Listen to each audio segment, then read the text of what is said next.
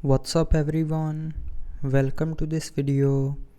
In this video I will show you how to fix the keyboard disappeared issue on your Redmi 13.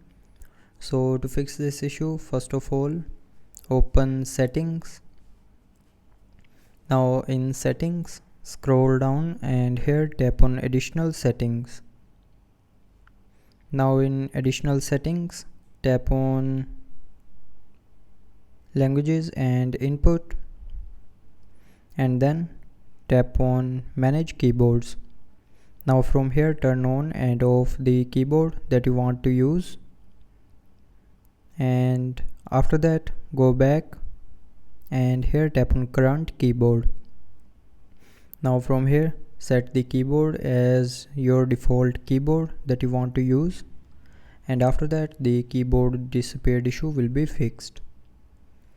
So that's how you can fix the keyboard disappeared issue on your Redmi 13. So I hope you liked the video. Thanks for watching.